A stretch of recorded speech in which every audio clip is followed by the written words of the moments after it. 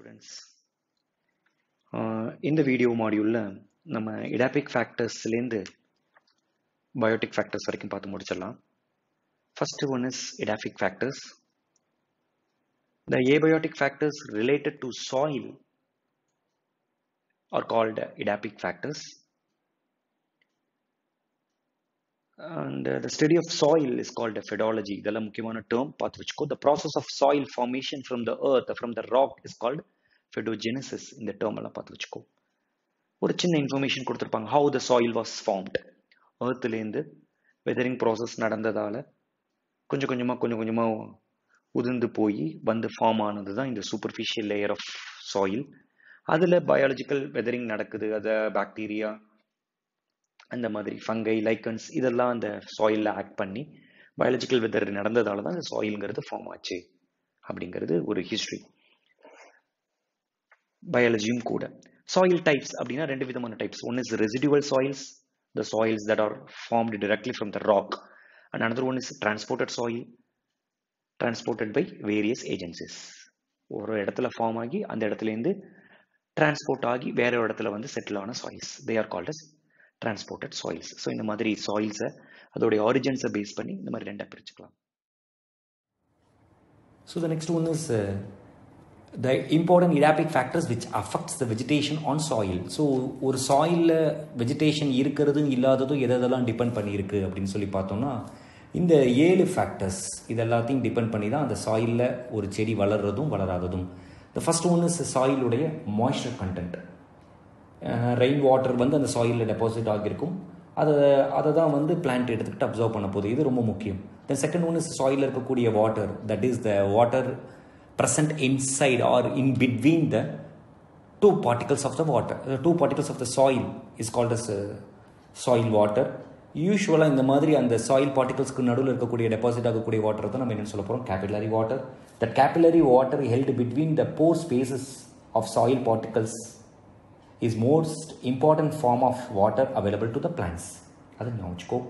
Then soil இருக்கக்கூடிய reaction, that is the especially the pH of the soil, alkaline acidic, இதுதான் அந்த பிளான்ட்டோடைய growth வந்து determine பண்ண போகுது. யூஸ்வலாக அந்த சாயிலோடைய pH வந்து 5.5 to 6.8. இந்த வேல்யூ ஞாபகம் 1 மார்க்கு தேவைப்படும். தென் அவைலபிலிட்டி ஆஃப் நியூட்ரியன்ஸ், சாயில் இருக்கக்கூடிய நியூட்ரியன்ஸ் NPKன்னு சொல்லுவோம் இல்லையா, அந்த மாதிரி சாயில் இருக்கக்கூடிய nutrients that also control the rate of growth of the plants, vegetation control பண்ணும். சாயில் டெம்பரேச்சர் ஆப்டிமமாக இருக்கிற வரைக்கும் நமக்கு நல்லதாக இருக்கும்.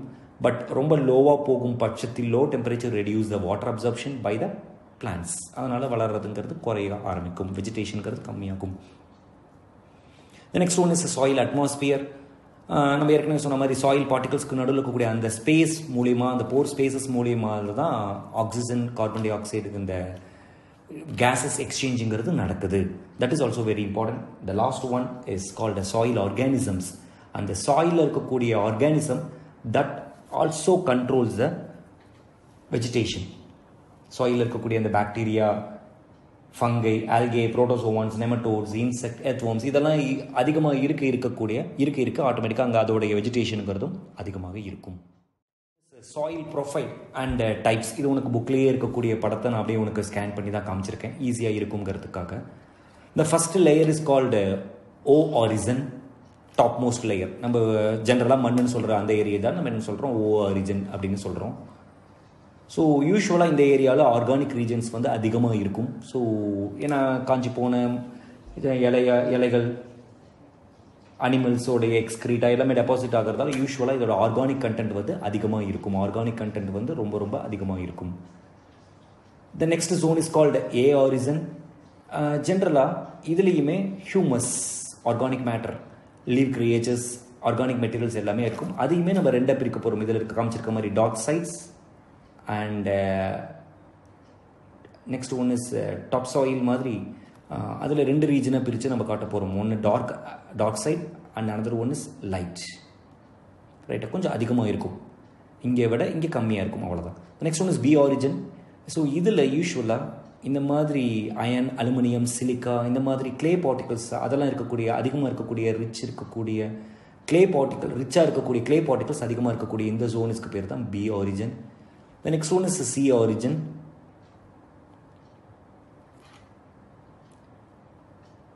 ஸோ யூஸ்வலாக சாயிலுடைய ப்ரொஃபைலை பொறுத்த வரைக்கும் மேலேருந்து கீழே வர வர அதோடைய அந்த நேச்சர், அதோடைய அந்த இது வந்து குறைச்சிக்கிட்டே போகும் அப்படிங்கிறது ஞாபகம் வச்சுக்கோ. ரைட்டா? சி ஆரிஜின் அதில் ரொம்ப கம்மியாக தான் இருக்கும். The last one is R horizon. So இந்த ஆர் ஆரிஜின்ங்கிறது ராக் ஜோன். இந்த ராக்லேருந்து தான் இப்படியே ஃபார்ம் ஆகுதுன்னு இமேஜ் பண்ணிக்கோ. நம்ம வீட்டில் ஒரு குழி தோண்டிகிட்டே போனோன்னு தெரியும் இல்லையா, உனக்கே தெரியும் இல்லையா, அந்த போர் போடும்போதெல்லாம் பார்த்துருப்பீங்கன்னு நினைக்கிறேன். ஸோ கீழே போக போக போக பாறைன்னு சொல்லுவோம் இல்லையா, அந்த பாறையிலேருந்து அப்படியே ஒன் பை ஒன்னாக டெபாசிட் ஆகி ஃபார்ம் ஆகிறதா இந்த சாயிலுடைய சாயில் ப்ரொஃபைல். அதை தான் சொல்ல போகிறோம். தென் அதில் இருக்கக்கூடிய இந்த சாயில் ப்ரொஃபைலில் இருக்கக்கூடிய சாயில் பார்ட்டிகல்ஸோட சைஸை வச்சு இந்த மாதிரி ஒரு 4-5 ரீஜனாக பிரிக்கலாம். இந்த first one is clay region. Clay region. So இது ரொம்ப ரொம்ப கம்மியாக இருக்கும். தமிழில் அப்படியே ரொம்ப மெல்லிஸாக இருக்கக்கூடிய மண், களிமண் மண் சொல்லுவாங்களே, அந்த மாதிரி 50% of the clay, 50% of the silt. Then silt soil அப்படிங்கிறது அந்த வண்டல் மண்ணுன்னு சொல்லக்கூடியது, பார்ட்டிகல்ஸோட size. The next one is loamy soil. The next one is sandy soil. So nearly 0.2 to 2 mm thickness இருக்கிற மாதிரி இருக்கக்கூடிய இந்த soil.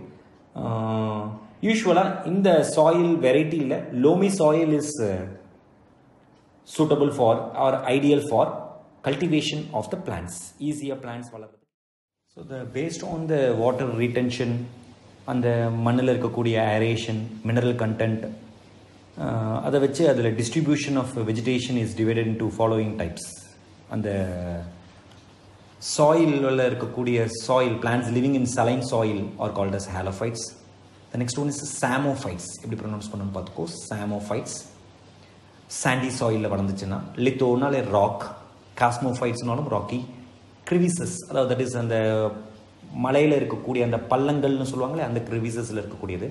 The next one is, இந்த டிஃப்ரென்ஸ் நல்லா பார்த்துக்கோ, கிரிப்டோஃபைட்ஸ். கிரிப்டோஃபைட்ஸ் ஒன்று, அனதர் ஒன் இஸ்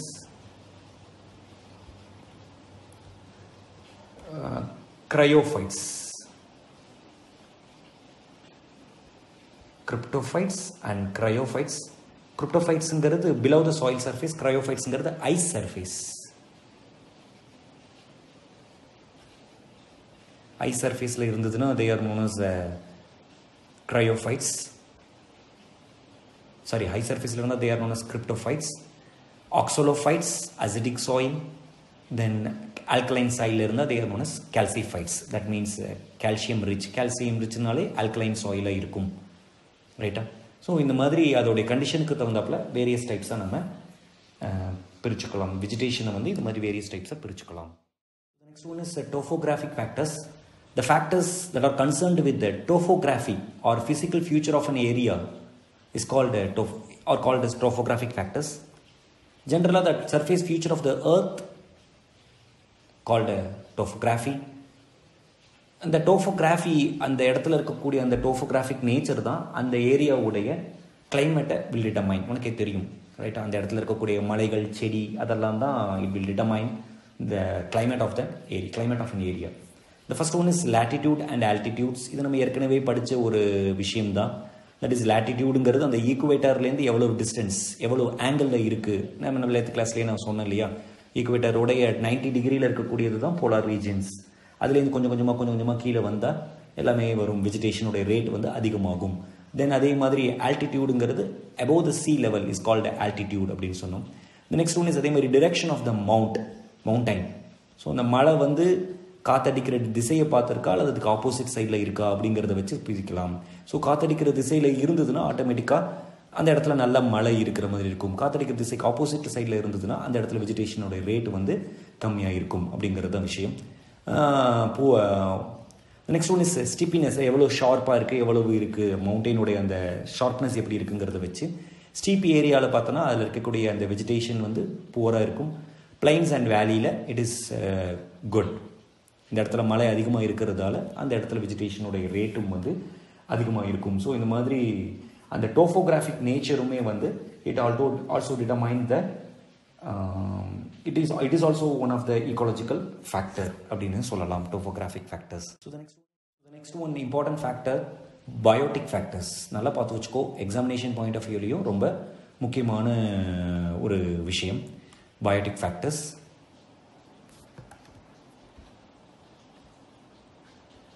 Then ஜென்ரலாக இந்த பயோட்டிக் ஃபேக்டருங்கிறது என்னென்னா ரெண்டு ஆர்கானிசத்துக்கு நடுவில் பிளான்ட்டுக்குமோ அல்லது பிளான்ட்டுக்கு அனிமலுக்கு நடுவுலையோ நடக்கக்கூடிய ஒரு இன்டராக்ஷனை தான் நான் என்ன சொல்ல போகிறேன்னா பயோட்டிக் ஃபேக்டர்ஸ் அப்படின்னு சொல்ல போகிறோம். இந்த பயோட்டிக் ஃபேக்டர்ஸில் நடக்கக்கூடிய எஃபெக்ட்ஸை வச்சு இது ரொம்ப முக்கியமான விஷயம், ஒரு அவுட்லைன் கிடைக்குங்கிறதுனால தான் நான் உனக்கு ஃபஸ்ட் எடுத்தோன்னே இதை காமிச்சிருக்கேன். The interaction maybe of positive type, negative type, interspecific type அப்படின்னு சொல்லி ஒரு 5 டைப்பாக பிரிக்க போகிறோம்.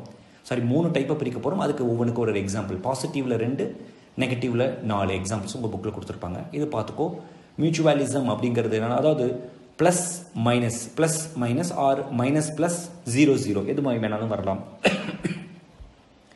++னா ரெண்டுமே பெனிஃபிட் ஆகுதுன்னு அர்த்தம். ரெண்டு ஆர்கானிசமும், அதாவது எங்கே வந்து தங்கி இருக்குதோ அந்த ஆர்கானிசத்துக்கும் பெனிஃபிட் இருக்குது, தங்குற ஆர்கானிசத்துக்கும் பெனிஃபிட் இருக்குது. ஃபார் எக்ஸாம்பிள், என் உடம்புல ஒரு ஃபங்கை வந்து டெபாசிட் ஆகுது அப்படின்னா அதனால் எனக்கு வந்து பெனிஃபிட் கிடைக்கிறதுக்கு சான்ஸ் ரொம்ப கம்மி, நான் வந்து அஃபெக்ட் ஆவேன். அதே ஃபங்கல் வந்து பெனிஃபிட் ஆகும். ஸோ இதுக்கு பேர் தான் பாராசிட்டிசம். ஸோ இந்த மாதிரி ஒரு டைப் தான் மியூச்சுவலிசம். இதை பற்றி தான் ஒவ்வொன்றா தனித்தனியாக நம்ம படிக்க போகிறோம். ஜஸ்ட் இதை பாரு, அதுக்கப்புறம் கடைசியாக நான் உனக்கு ஒரு அவுட்லைன் வியூ காட்டுறேன். +++0 +−+−−−−, ரெண்டும் அடிச்சுக்க போகிறானுங்க. ஸோ -0. இதை நம்ம கடைசியாக இது எல்லாத்தையும் பார்த்து முடிச்சுட்டு கடைசியில் நான் திரும்ப வந்து இதை காட்டுறேன் உனக்கு. த first one is positive interaction. Example mutualism, first type. Example உனக்கு தெரியும், மியூச்சுவல் பெனிஃபிட் அப்படின்னா interaction between the two species of an organism in which both are benefited from the obligate association. ரெண்டு பேரும் அப்படியே ஒன்னோட ஒன்னா பின்னி பிணைஞ்சிருக்கிறாங்க, ரெண்டு பேருக்குமே பெனிஃபிட் நடக்க போகுது. அதுக்கு நிறைய எக்ஸாம்பிள் இருக்குது. நமக்கு தெரிஞ்ச 6வதுலேருந்து நம்ம படிச்சுட்டு இருக்க முக்கியமான எக்ஸாம்பிள் ரைசோபியம். இதுதான் ரூட்டோட நாடியுள்ள இருக்கும். அட்மாஸ்பியரில் இருக்கக்கூடிய நைட்ரஜனை பிளான்ட்டுக்கு ஃபிக்ஸ் பண்ணி கொடுக்கும் அப்படின்னு சொல்லி படிச்சிருப்பீங்க. ரொம்ப ஈஸியான ஒரு எக்ஸாம்பிள், நல்ல எக்ஸாம்பிள் பார்த்துக்கோ. Apart from that, interaction between Azolla and Anabina, Cycas and Anabina, Anthoceras and Nostoc. இதில் எல்லாத்துலேயுமே பார்த்தோன்னா இந்த அனபீனா இந்த இடத்துல இருக்கக்கூடிய நாஸ்டாக், இவங்களுக்கு எல்லாமே பேர் தான் blue green algae, or it is also known as cyanobacteria. ஜென்ரலாகவே இந்த சைனோபாக்டீரியா ஆர் ப்ளூ கிரீன் ஆல்கேங்கிறது இந்த மாதிரி பாசிட்டிவ் இன்டராக்ஷனுக்கு, மியூச்சுவலிசத்துக்கு ரொம்ப ஹெல்ப்ஃபுல்லாக இருக்கும். இந்த மாதிரி அசோலாவும் அனபீனாவும் ஒரு காம்போ இருக்குது, சைக்கஸ் அனபீனா ஒரு காம்போ, ஆந்தோசிரஸ் நாஸ்டாக் எல்லாத்தோட காம்போவில் இருக்கும். ரெண்டு பேருமே மியூச்சுவலாக பெனிஃபிட் ஆவாங்க. The next one is lichen, a symbiotic relationship or association between algae and fungus is called lichen. Algae வந்து photosynthesis செஞ்சு கொடுக்கும், fungus வந்து water absorptionக்கு ஹெல்ப் பண்ணும். Similarly, wasp and fig. ஃபிக்குங்கிற ஃப்ரூட்டில் இருக்கக்கூடிய wasp, அதாவது வாஸ்ப்னா 2-3 டெஃபினேஷன் சொல்லலாம். குளவி மாதிரி அல்லது சின்ன எறும்பு மாதிரி இருக்கக்கூடியதுக்கெல்லாம் பேர் wasp. அவங்களுக்கு ரெண்டு பேரும் ஹெல்ப் பண்ணிக்கிறாங்க, தங்கறதுக்கு இடம் கொடுக்குறாங்க, இவங்க அதே மாதிரி ஹெல்ப் பண்ணுறாங்க. The next one is mycorrhiza. It is also a symbiotic relationship association between roots of terrestrial plants and fungal hyphae. Fungal மைசீலியத்துக்கும் ரூட்ஸுக்கும் இருக்கக்கூடிய அசோசியேஷனுக்கு பேர் தான் மைக்கோரைசே. அது நல்லா பார்த்துக்கோ. The next one is commensalism. Commensalismங்கிறது second type of positive interaction. இதில் ஒன்று வந்து பெனிஃபிட் அடையுது, அவனுக்கு பேர் கமென்சல். எவனோ ஒத்த அஃபெக்ட் ஆகிறான், அவனுக்கு பேர் தான் host. Right? For example epiphyte. ரைட்டா? ஸோ இந்த எபிஃபைட்ஸை பொறுத்த வரைக்கும், இந்த கமென்சாலிசத்தில் தப்பாக சொல்லியிருக்கேன். கமென்சாலிசத்தில் இது வந்து 0, மைனஸ் வராது, 0. ரைட்டா? ஸோ தட் மீன்ஸ் எபிஃபைட்டுக்கு பெனிஃபிட் வரும், ஹோஸ்ட்டுக்கு எந்த விதமான பிரச்சனையும் வராது, 0 வரணும் அப்படின்னு ஞாபகம் வச்சுக்கோ. அது உனக்கு தெரிஞ்ச எக்ஸாம்பிள் தான். எபிஃபைட்டுக்கு எக்ஸாம்பிள் வாண்டா போண்டா. ஸோ இந்த வாண்டாங்கிற ஒரு பிளான்ட் பார்த்தோன்னா எபிஃபைட்டிக்காக இருக்கும். அதாவது பாரசைட்டிக் பிளான்ட்டில் ஏதாவது ஒரு மரத்தோட கிளையில போய் அது உட்காந்துக்கிட்டு அதுலேருந்து அது ஃபுட் எதுவுமே எடுத்துக்காது. Because it has leaves. அந்த லீவ்ஸ் மூலிமா ஃபோட்டோசிந்தசிஸ் செஞ்சுக்கும். அப்போ தண்ணிக்கு என்ன பண்ணும் சார்? தண்ணிக்கும் it has 2 types of root. They are called as clinging roots and aerial roots. அந்த ரூட்ஸில் it has a special type of tissue that is called velamen. இதை ஞாபகம் வச்சுக்கோ, 1 மார்க்குக்கு கட்டாயமாக தேவைப்படும். Velamen is a special type of tissue. It can absorb moisture content from the air. காற்றுலேருந்து தண்ணியை observe பண்ணுறது தான் இந்த வெலாமன் டிஷ்யூடைய ரோல். அந்த தண்ணியை இதை அப்சர்வ் பண்ணி கொடுக்கும். அங்கே இருக்கக்கூடிய பார்ட்டிகல்ஸ்லேருந்து தேவையான இடத்தையும் எடுத்து கொடுக்கும். இந்த ரூட்ஸ் எல்லாம் இதை வச்சு லீஃபை வச்சு ஃபோட்டோசிந்தசிஸ் செஞ்சுக்கும். அப்போ ஹோஸ்ட்டை எதுக்கு சார் டிபெண்ட் பண்ணியிருக்கோம்? ஹோஸ்ட்டை வந்து they depend only for the shelter. தங்கறதுக்காக மட்டும்தான் டிபெண்ட் பண்ணியிருக்கோம். ஓகேவா? மற்றபடி வேற எதுவுமே அது ஹோஸ்ட்லேருந்து எடுத்துக்காது. These are the 2 types of positive interaction. So the next one is negative interactions. இதில் தான் ஒன்று வந்து benefit, another one is harmed, மாட்டிக்கும். நான் சொன்ன அந்த parasitism, நான் சொன்ன இல்லையா ஃபங்கல் நாம, அதுதான் பெஸ்ட் எக்ஸாம்பிள் உனக்கு தெரிஞ்சது. அதில் ஈஸியாக குழந்தைகளுக்கும் புரிகிற எக்ஸாம்பிள் தான் ப்ரிடேஷன். Predator, pray. யார் ஒருத்தர் போய் அடிக்கிறானோ, அடித்து சாப்பிட்றானோ, இப்போ ஃபார் எக்ஸாம்பிள் ஒரு மானை புலி சாப்பிடுதுன்னா புலிக்கு பேர் தான் ப்ரிடேட்டர், மானுக்கு பேர் தான் ப்ரே. அதுக்கு நமக்கு ஈஸியான தெரிஞ்ச ஒரு எக்ஸாம்பிள் நம்ம பிளான்ட் லெவலில் பார்த்தோம்னா இன்செக்டிவரஸ் பிளான்ட். உனக்கே தெரியும், இது லோயர் செக்ஷன்லையும் படிச்சிருப்பேன். ஒரு சில பிளான்ட் என்ன பண்ணுன்னா அந்த ஏரியாவில் போகக்கூடிய அந்த பக்கமாக போகக்கூடிய பூச்சிகளெல்லாம் பிடிச்சி சாப்பிடும். Insectivorous plant example Nepenthes, Drosera. So இதெல்லாம் வந்து இன்செக்டிவரஸ் பிளான்ட். இதில் ப்ரிடேட்டர், ப்ரே ரெண்டு தனித்தனியாக இருக்குது.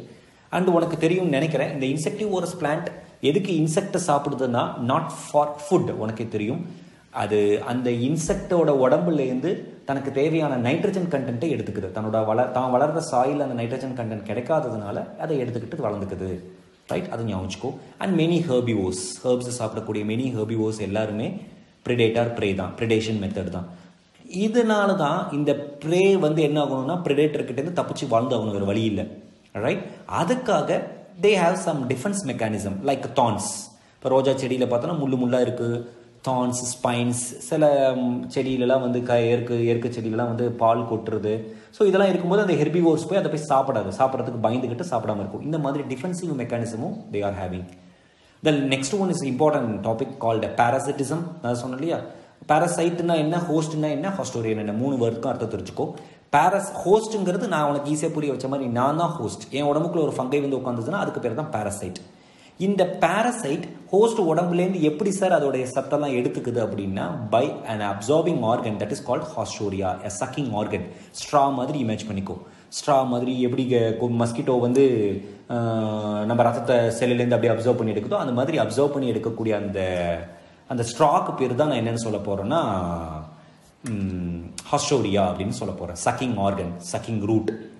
So the parasites may be of 2 types, partial parasite and another one is hollow parasite. ரைட்டா? ஸோ இந்த ஹோலோ பேரசைட்டை பொறுத்த வரைக்கும் கம்ப்ளீட்டாக ஹோஸ்ட்டுக்கிட்டேருந்தே எடுத்துக்கிச்சுன்னா அதுக்கு பேர் டோட்டல் பேரசைட். ஃபார் எக்ஸாம்பிள், வீட்டில் அடுப்பே பற்ற வைக்க, அடுப்பு இருந்தால் தானே பிரச்சனை அப்படின்னு சொல்லிட்டு அடுப்பே இல்லாமல் பக்கத்து இந்த சைடு வீட்டிலேருந்து சோறு வாங்கிக்கிட்டு இந்த சைடு வீட்டிலேருந்து ரசம் குழம்பு எல்லாத்தையும் வாங்கிக்கிட்டு நம்ம வீட்டில் வச்சு சாப்பிட்டோன்னா நமக்கு பேர் டோட்டல் பேரசைட்.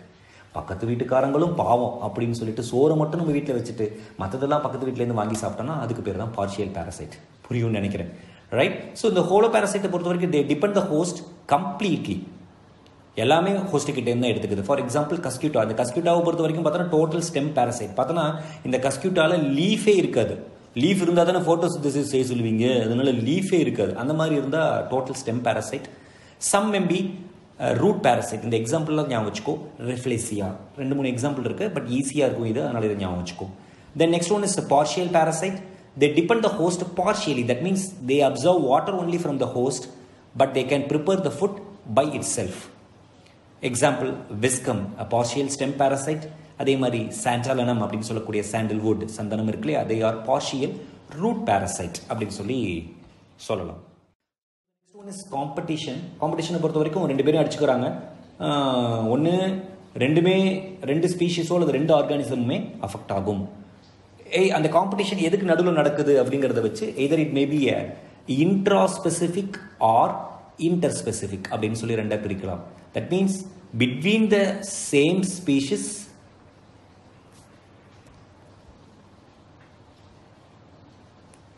அல்லது டிஃப்ரெண்ட் ஸ்பீஷிஸ் அப்படிங்கிறத வச்சு பிரிக்க போகிறோம். ஸோ அதுதான் இன்டர்ஸ்பெசிஃபிக், இன்ட்ராஸ்பெசிஃபிக்.